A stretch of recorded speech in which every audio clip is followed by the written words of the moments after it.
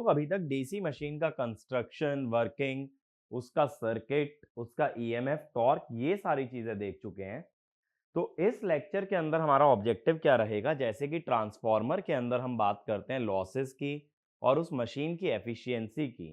तो ये लॉसेस और एफिशिएंसी हर मशीन के लिए, चाहे ट्रांसफार्मर हो, डीसी हो, सिंक्रोनस हो, इंडक्शन हो, हर मशीन के लिए one of the most important topic है। और खासकर रोटेटिंग मशीन में क्यों बहुत ज्यादा रेलिवेंट हो जाता है। रोटेटिंग मशीन का काम क्या है? या तो इलेक्ट्रिकल से मैकेनिकल एनर्जी का कन्वर्जन, या मैकेनिकल से इलेक्ट्रिकल। तो मैं ये चाहता हूं जो मेरी एनर्जी की वेस्टेज है वो मिनिमम रहे। ज्यादा से ज्यादा एनर्जी एक फॉर्म से दूसरी फॉर्म में कन्वर्ट होनी चाहिए। बीच का वेस्टेज मिनिमाइज करने का मतलब है एफिशिएंसी को मैक्सिमाइज करना। तो इस लेक्चर का हमारा ऑब्जेक्टिव ये रहेगा कि हम बात करें लॉसेस और एफिशिएंसी पे। ठीक है, तो हेडिंग डाल लेना। सबसे पहले losses in a DC machine. ठीक है, डीसी मशीन के लॉसेस हम लोग डिस्कस करने वाले हैं। अब डीसी मशीन में जैसे कि ट्रांसफार्मर के अंदर लॉसेस होते हैं, काफी सारे लॉसेस वही कॉमन हो जाते हैं और कुछ लॉसेस डिफरेंट होते हैं। तो जनरली हम क्या करते हैं, लॉसेस को दो पार्ट्स में डिवाइड कर देते हैं, एक तो कांस्टेंट लॉस और एक वेरिएबल लॉस। ठीक है, तो हम लोग क्या करते हैं, लॉसेस को दो पार्ट में डिवाइड करते हैं।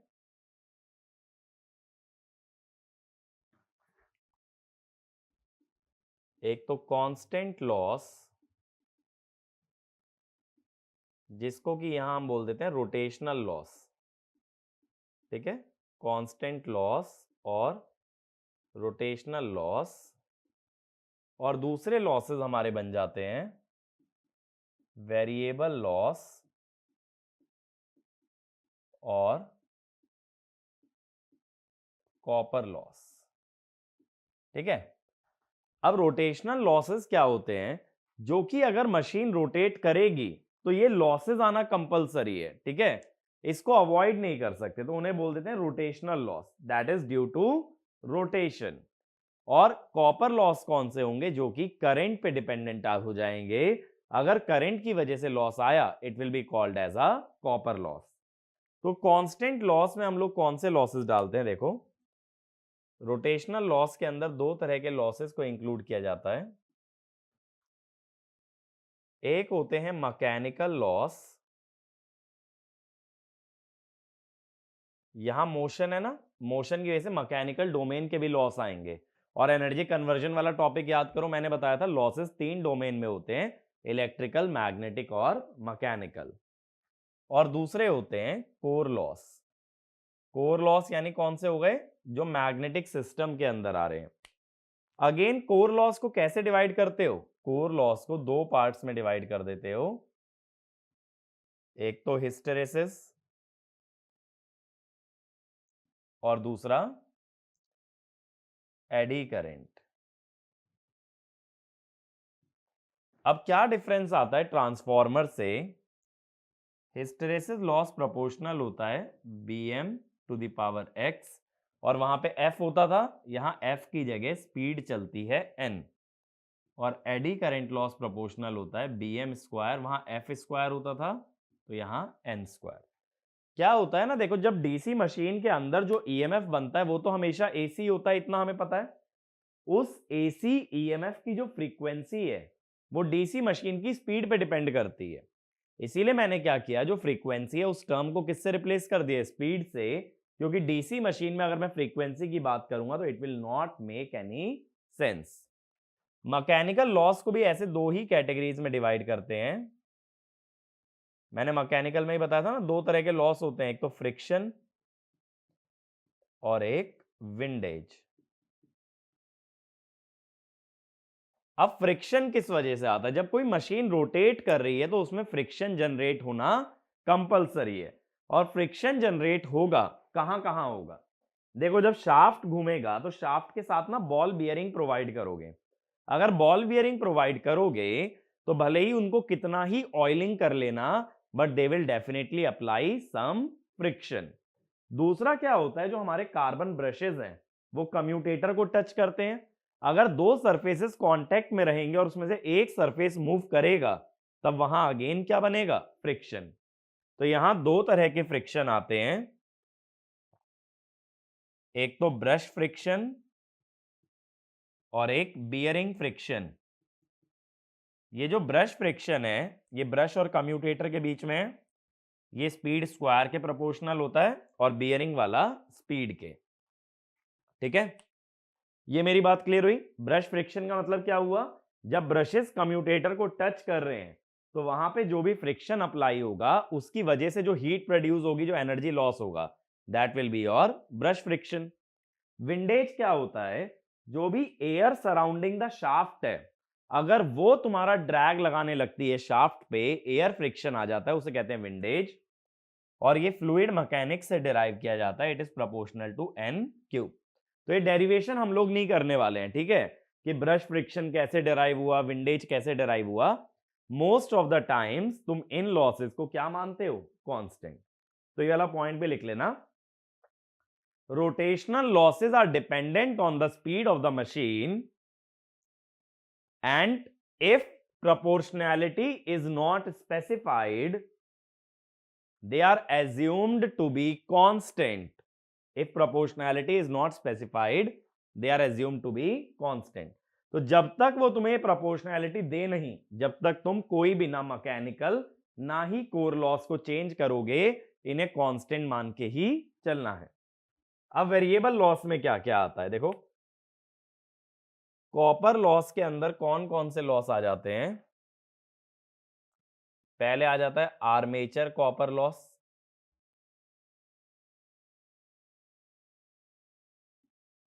ठीक है। फिर आ जाता है शंट फील्ड कॉपर लॉस। फिर दूसरा सीरीज फील्ड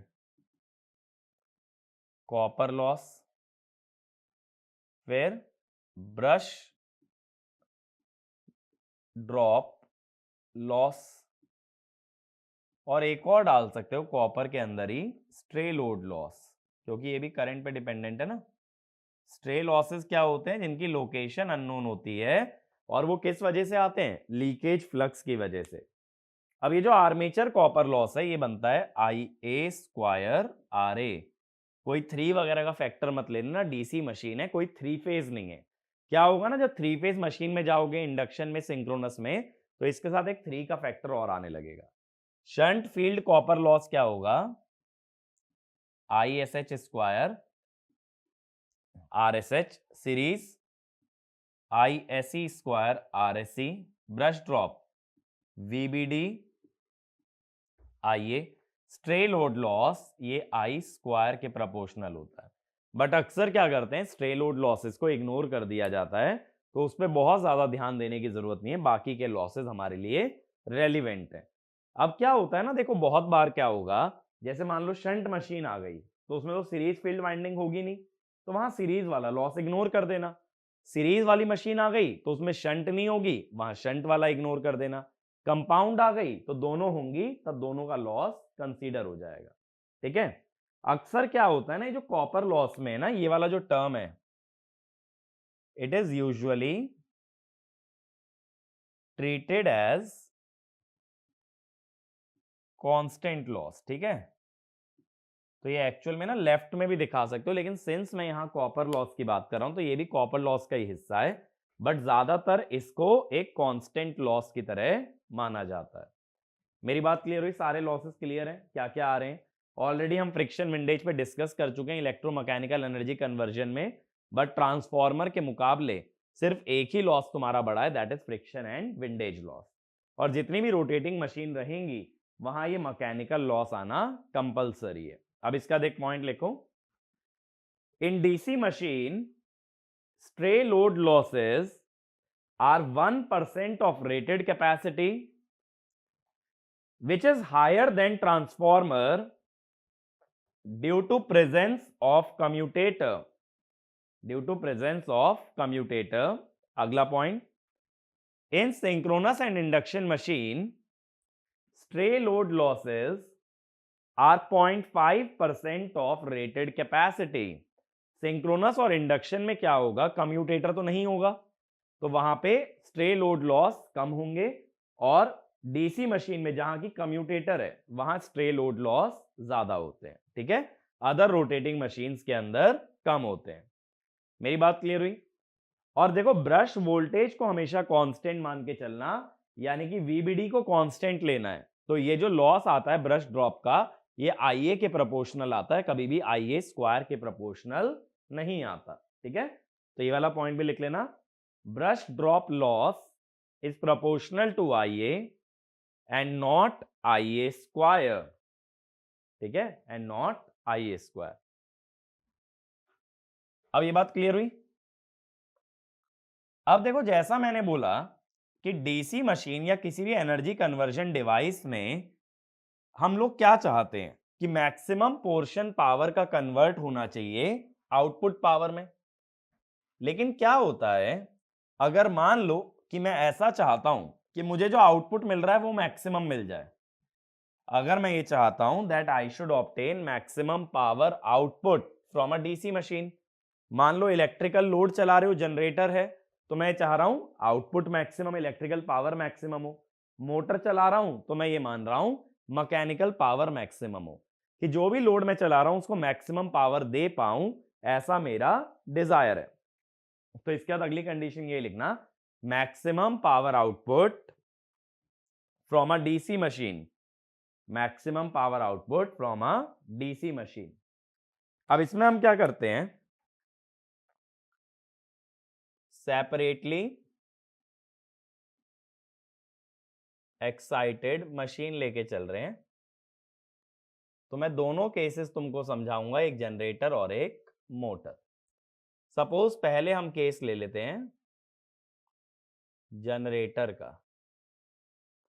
अब जनरेटर में क्या होगा, सेपरेटली एक्साइटेड में फील्ड वाइंडिंग होगी, उसमें कोई करंट जा रहा होगा आईएफ, या आर्मेचर वाइंडिंग होगी, इसके साथ में आरए भी दिखा दो, कोई दिक्कत नहीं है। अब ये हो गया अपना ईएमएफ ईए, ये हो गया आरए, ये हो गया वीटी, और ये हो गया आईए।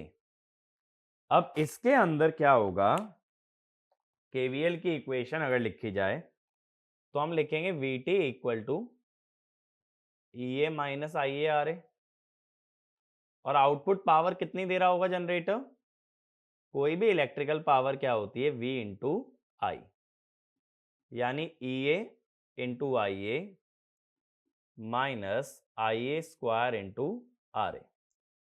अब हम लोग क्या कर सकते हैं, इस पावर का डेरिवेटिव ले सकते हैं विद रिस्पेक्ट टू आईए, मैक्सिमाइज ही तो करना है, तो इसको जीरो कर दो।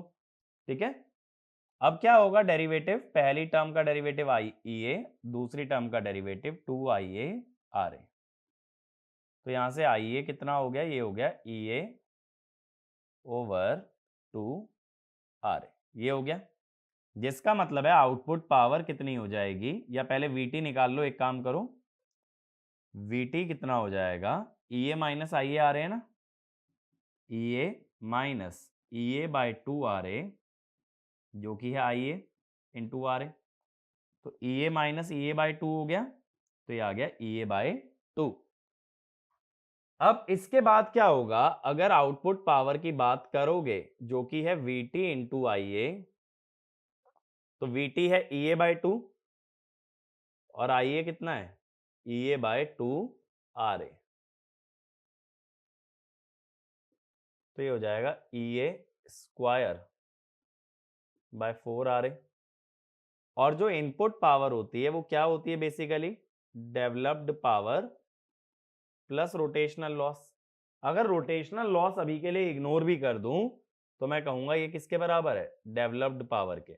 ठीक है, अभी ये चीज मैं समझा दूंगा पावर फ्लो डायग्राम पे आकर के कि किस तरह से मैं ऐसी इक्वेशन लिख पा रहा हूं।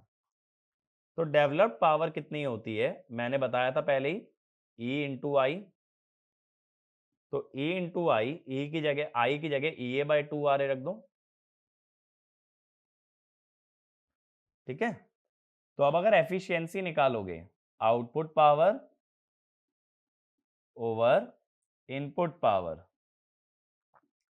आई मैं कॉपर लॉस के अलावा सब कुछ इग्नोर कर रखा है, तो ये आई 50%।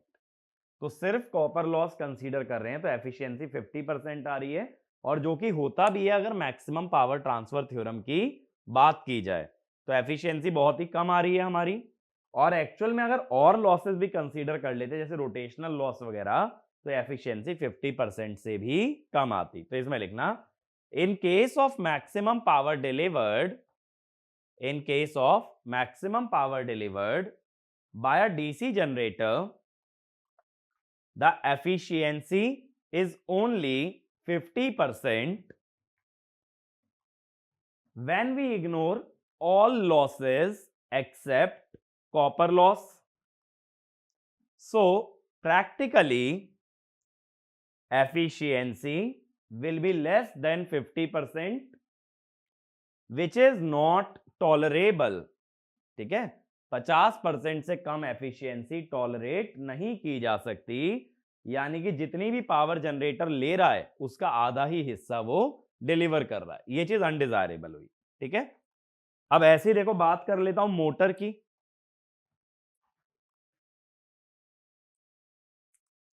मोटर के अंदर अगर बात करें,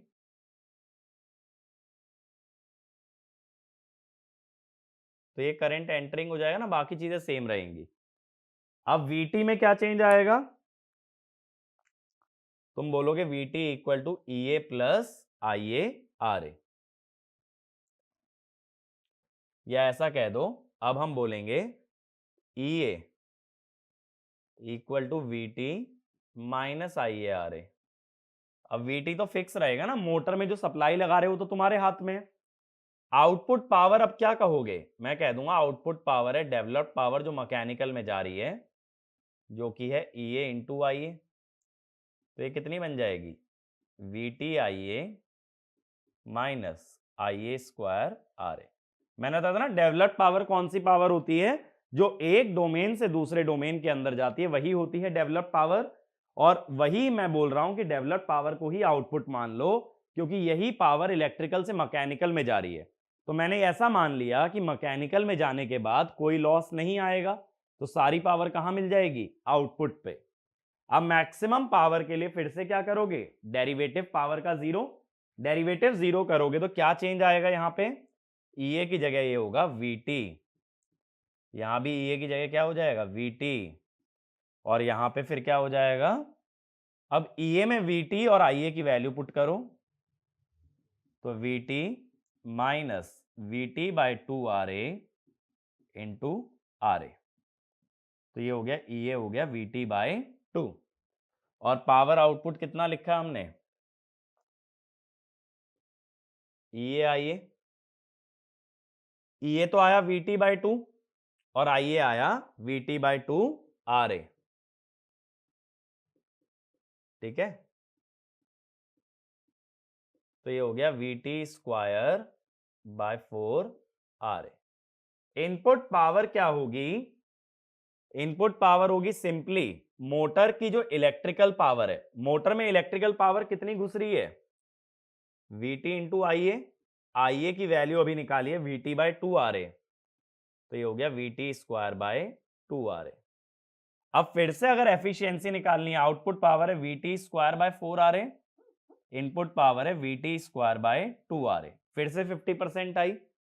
और ये तो सिंपल सी बात है ना भाई, मशीन मोटर हो या जनरेटर, मैक्सिमम पावर ट्रांसफर की कंडीशन ही ये होती है, एफिशिएंसी इज 50%।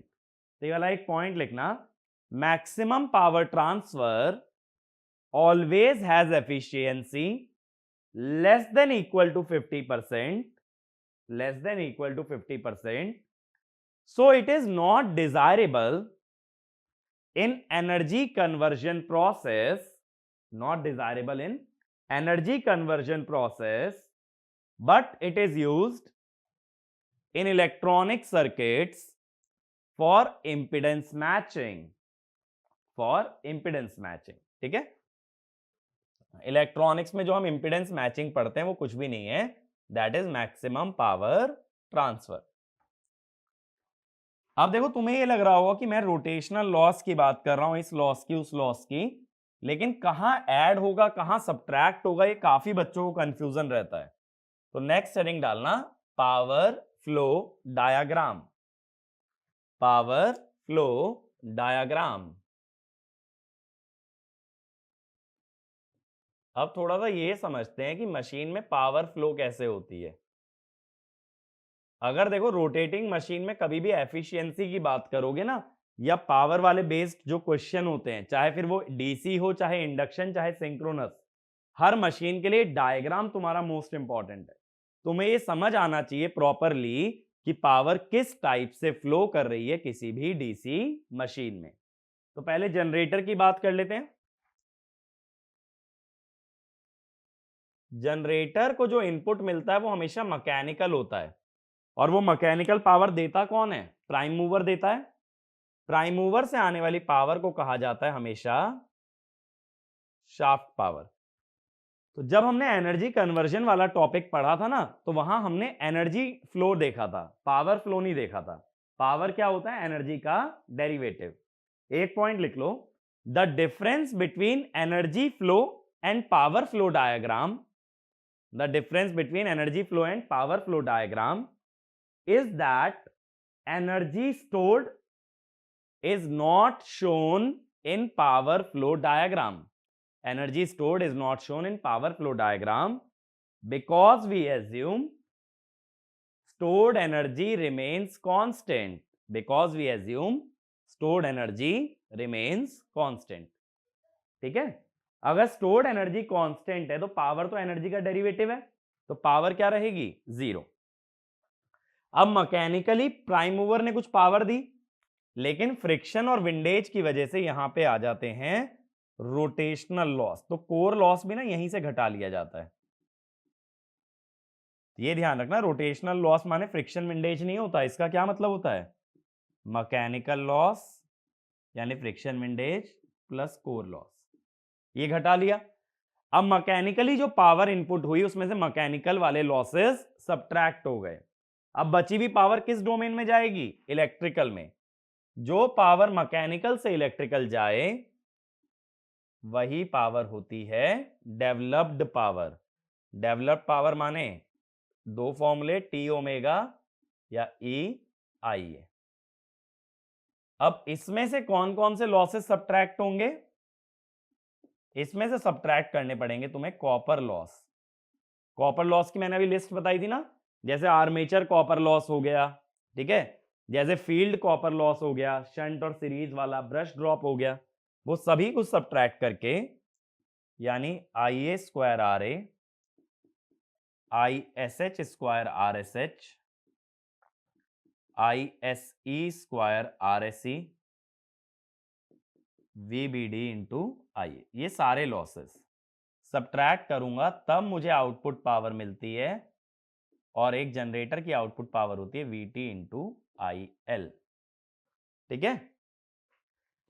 अब बात होती है अगर मोटर की बात आ जाती, मोटर के केस में जस्ट क्या होता, अगर जनरेटर के केस में लेफ्ट टू राइट गए हो तो मोटर के केस में आ जाते राइट से लेफ्ट। इसीलिए तुम्हें ना एडिशन सब्ट्रैक्शन पता होना चाहिए, यानी सारे एरोज अगर पलट दोगे तो ये डायग्राम किसका बन जाएगा? मोटर का।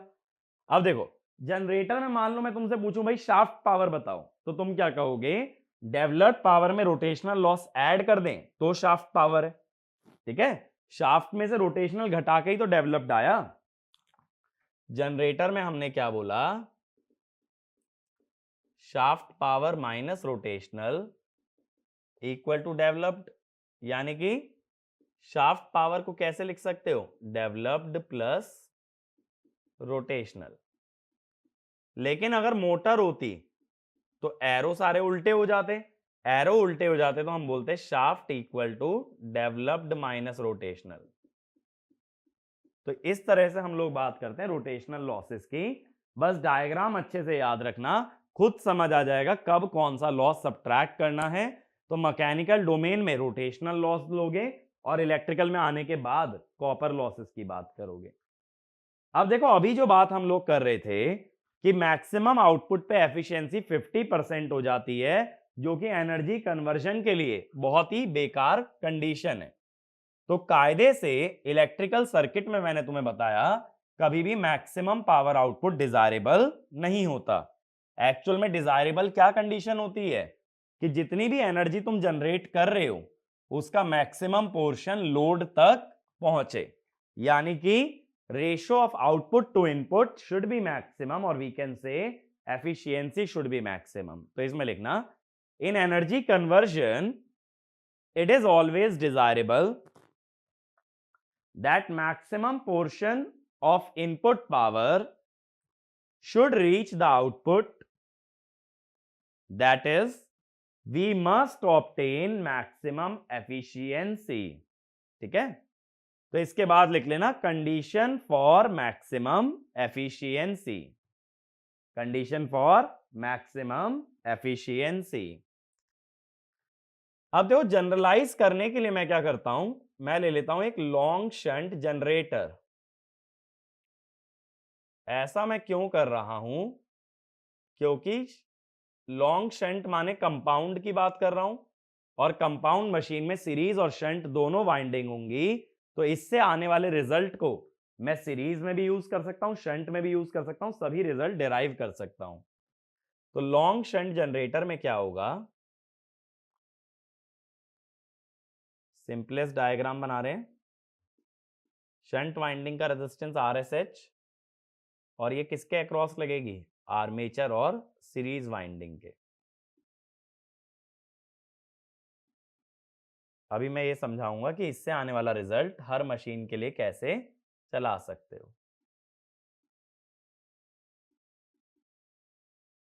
ये वोल्टेज हो गई VT, IL जनरेटर है तो आर्मेचर से करंट निकल रहा है, बट शंट फील्ड तो हमेशा एब्जॉर्ब करती है। ये बनेगा डायग्राम। एक बार डायग्राम तुमने बना लिया तो जरा KCL इक्वेशन लिख लेते हैं। वैसे इसमें जरूरत नहीं है, एक काम करते हैं, सीधा मैं एफिशिएंसी की बात करता हूं। अगर मैं एफिशिएंसी की बात करूं तो आउटपुट पावर डिवाइडेड बाय क्या लिखूंगा, आउटपुट प्लस लॉसेस, यही होगी ना एफिशिएंसी। तो 100% तो मत लो, एफिशिएंसी रेशो वाली सॉल्व कर लो ना, मैक्सिमाइज इस टर्म को कर लो, बाद में 100 मल्टीप्लाई कर देना। तो आउटपुट पावर क्या लिखोगे, आउटपुट वोल्टेज इनटू IL। अब नीचे भी लिख low output power VT IL। अब जरा लॉसेस बताना स्टार्ट करो। सबसे पहले RSE में क्या होगा, IA स्क्वायर RSE। RA में क्या होगा, IA स्क्वायर RA। फिर एक ब्रश ड्रॉप का भी लॉस होगा, VBD इंटू IA। RSH में क्या लॉस है, ISH स्क्वायर RSH कह दो, या वोल्टेज स्क्वायर बाय रेजिस्टेंस। और कौन सा लॉस होगा, रोटेशनल लॉस, यही होगा। सारे लॉस आ गए ना। अब इसमें अगर KCL की इक्वेशन लिखो तो IA है IL प्लस ISH, ठीक है।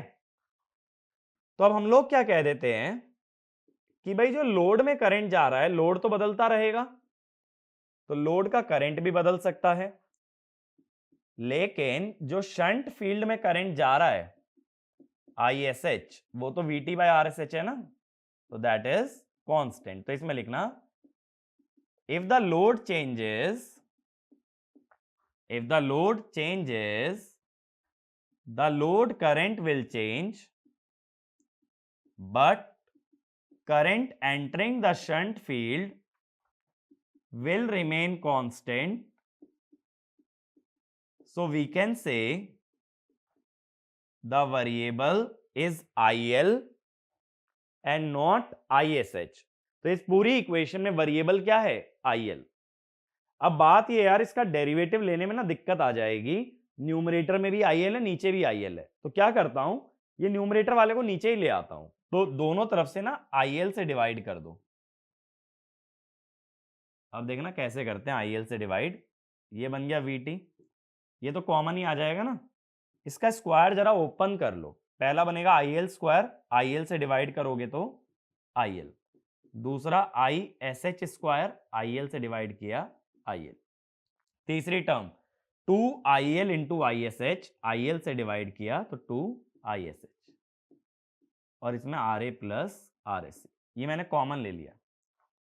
फिर वीबीडी, आई एल को आई एल से डिवाइड किया 1 I S H by I L. फिर अगला V T square by R S H into I L plus P rotational by I L. अब देखो मैं क्या बोलता हूं, जब पूरे इक्वेशन में सिर्फ डिनोमिनेटर में ही आई एल है, तो अगर तुम्हें एफिशिएंसी मैक्सिमाइज करनी है तो हम लोग डिनोमिनेटर को मिनिमाइज कर लेते हैं। तो ये वाला पॉइंट लिखना, to maximize efficiency we can minimize the denominator, तो इसका मतलब है डिनोमिनेटर मिनिमाइज करने के लिए डिनोमिनेटर का जो डेरिवेटिव है आई एल के रेस्पेक्ट में उसे 0 करोगे। पहली टर्म का डेरिवेटिव बताओ 0, फिर R A plus R S C, bracket में जो टर्म है आई एल का 1, फिर 1 बाय आई एल का minus 1 by I L square, I S H का डेरिवेटिव 0, फिर वीबीडी वाली टर्म 1 का डेरिवेटिव 0, आई एस एच वाली टर्म का minus I S H by I L square, फिर V T square by R S H वाली का V T square by R S H I L square, लेकिन minus में आ जाएगा 1 by I L का minus 1 by I L square, similarly minus P rotational by I L square equal to 0। अब क्या करो, देखो बहुत जगह आई एल स्क्वायर आ रहा है ना, तो आई एल स्क्वायर से मल्टीप्लाई कर दो पूरी इक्वेशन, तो I L square R A plus R S C minus I S H square R A plus R S C minus VBD into I S H minus V T square by R S H minus P rotational equal to 0। अब यहां से I L square वाली term एक तरफ आ गई, बाकी सभी terms अलग चली गई।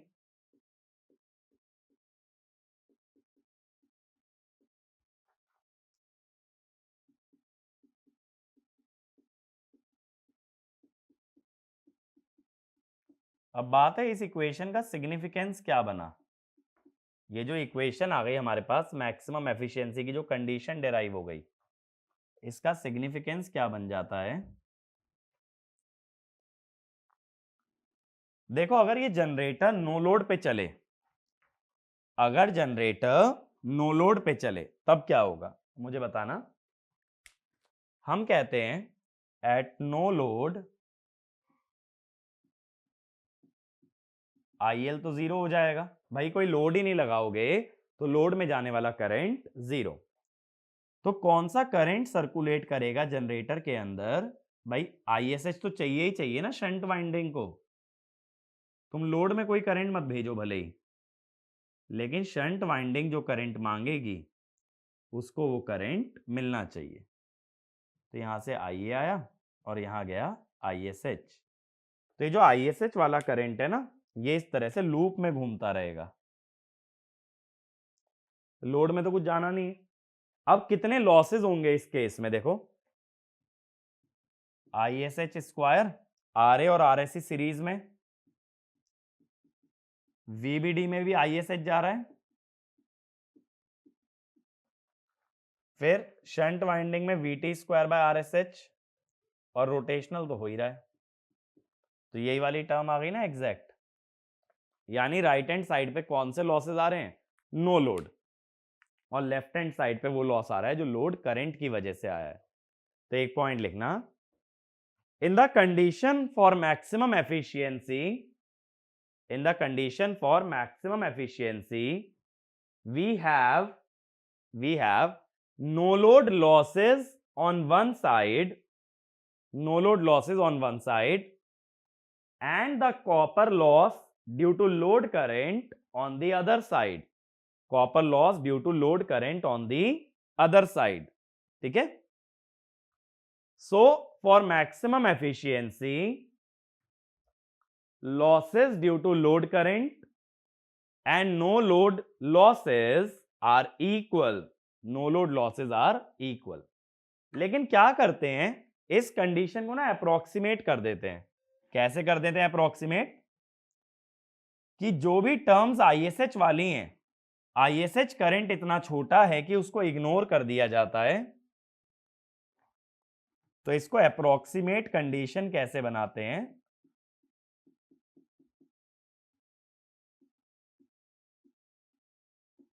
आईएल की जगह आईए लिख देते हैं कि आईएसएच बहुत छोटा है. आईएसएच छोटा है तो आईएसएच वाली टर्म्स को इग्नोर कर दिया जाता है. तो ये कंडीशन इतनी छोड़ देते हैं. तो न्यूमेरिकल्स में जो अप्लाई करोगे ना, उसमें इतनी कंडीशन लगा देना.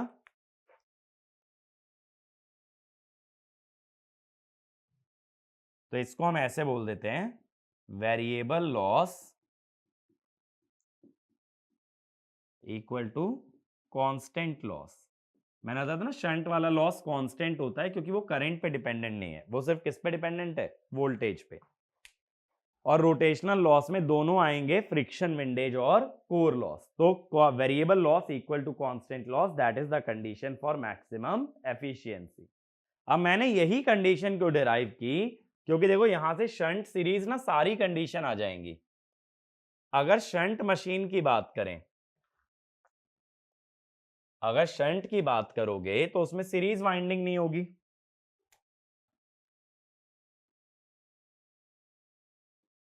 शंट मशीन में आरएससी 0 हो जाएगा, जिससे कि IA स्क्वायर RA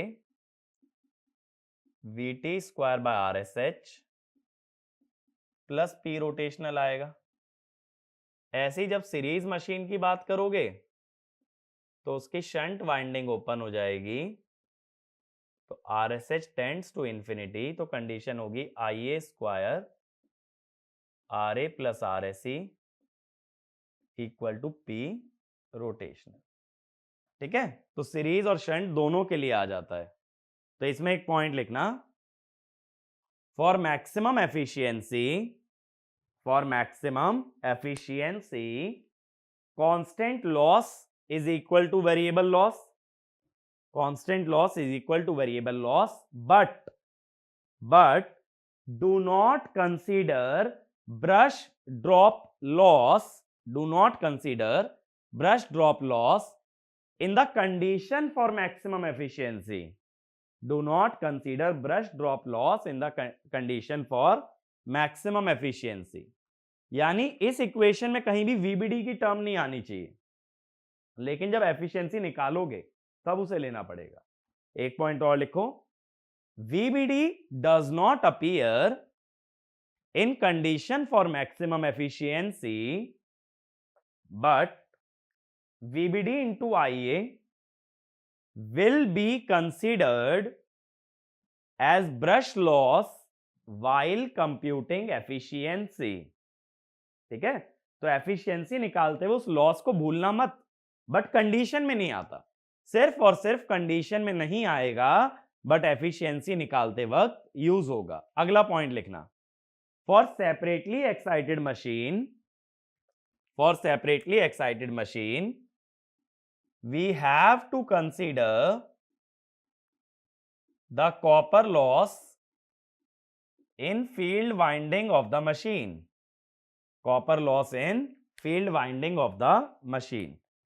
तो सेपरेटली एक्साइटेड में कंडीशन क्या होती है? IA square RA, field winding में जो भी पावर जाएगी प्लस P रोटेशनल. ठीक है? ऐसा मत सोचना सेपरेटली एक्साइटेड में कि जो फील्ड वाइंडिंग है उसके लिए अलग सोर्स लगा है तो उसके लॉस कंसीडर नहीं करोगे. फील्ड वाइंडिंग के लॉस हमेशा कंसीडर किए जाएंगे, भले ही वो सेम सोर्स से सप्लाइड हो और भले ही वो डिफरेंट सोर्स से सप्लाइड हो. ठीक है? Losses of field winding will never be ignored. ठीक है, सेपरेटली एक्साइटेड में भी वो कंसीडर हो जाएंगे। अब वो किस फॉर्म में दिया है इस पे डिपेंड करता है।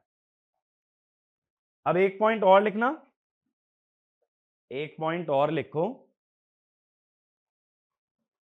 The field winding loss of separately excited machine appears in the condition for maximum efficiency as well as while computing efficiency। Condition में भी आएगा और एफिशिएंसी निकालने में भी यूज किया जाएगा। जबकि जो ब्रश ड्रॉप है, ब्रश ड्रॉप कंडीशन में नहीं आता, लेकिन एफिशिएंसी निकालते वक्त उसका यूज करना है। तो जनरेटर हो या मोटर, बस क्या याद रखना है, variable loss equal to constant loss, और इस कंडीशन में वीबीडी की टर्म को इंक्लूड नहीं करोगे। ठीक है, तो यही सारे कॉन्सेप्ट है जो कि तुम्हें एफिशिएंसी पे मालूम होने चाहिए और इस पे बेस सभी क्वेश्चन सॉल्व कर सकते हो।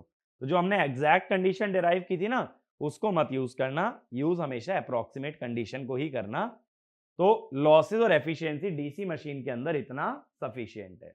तो बाकी आगे की बातें हम लोग नेक्स्ट वीडियो में करेंगे, बट लॉसेस एफिशिएंसी पे इससे ज्यादा नॉलेज की जरूरत नहीं है। Thank you.